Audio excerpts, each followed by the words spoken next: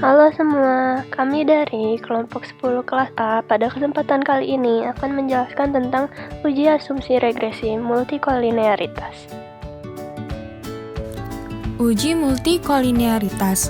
Multikolinearitas adalah suatu kondisi di mana terjadi korelasi yang kuat di antara variabel-variabel bebas atau X yang diikutsertakan dalam pembentukan model regresi linear.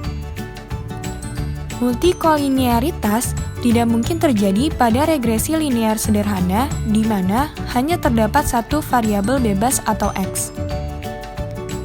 Tujuan dari uji multikolinearitas adalah untuk menguji apakah dalam model regresi ditemukan adanya korelasi antar variabel bebas. Untuk mendeteksi adanya multikolinearitas, digunakan nilai variance inflation factor atau VIF dan nilai tolerance.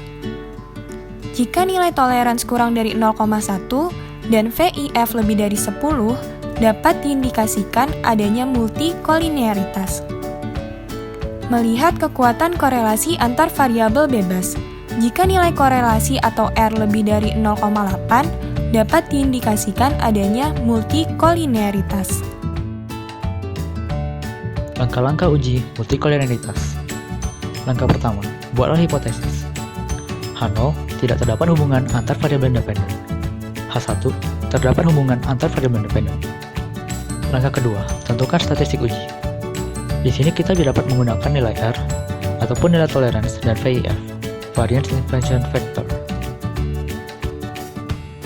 Langkah ketiga, kriteria uji. Kita dapat menolak H0 jika R lebih besar daripada 0,8 atau tolerance lebih kecil daripada 0,10 atau VIF lebih besar daripada 10. Langkah keempat, kesimpulan. Kita dapat menolak H0 ataupun menerima H0 berdasarkan hasil yang kita dapatkan pada langkah ketiga. Berikut adalah contoh soal. Para mahasiswa Fakultas Peternakan ingin menguji pengaruh pendapatan dan harga telur terhadap permintaan telur. Sebelumnya, para mahasiswa harus menguji asumsi multikolinearitas pada data. Dari penelitian didapatkan 10 sampel, ujilah multikolinearitas dari data tersebut. Uji multikolinearitas dengan menggunakan nilai korelasi atau R secara manual. Langkah pertama, tentukan hipotesis.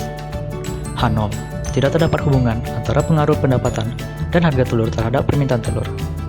H1 terdapat hubungan antara pengaruh pendapatan dan harga telur terhadap permintaan telur. Langkah kedua, statistik uji. Di sini kita akan menggunakan nilai korelasi ataupun R dengan rumus yang dapat dilihat pada slide.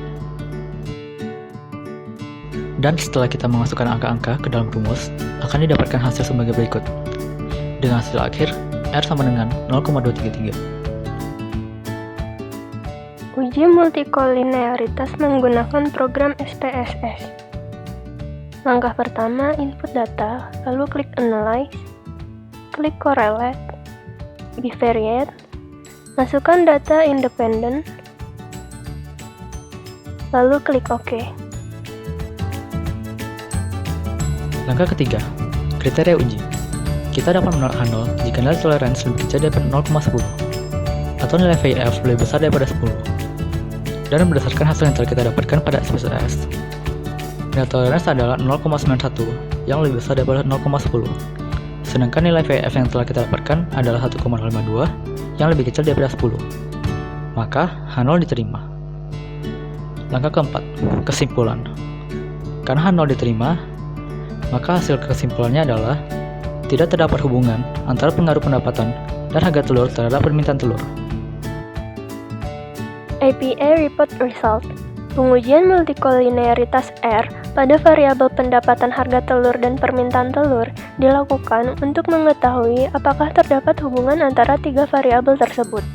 Dari hasil pengujian, didapatkan nilai R sama dengan 0,233.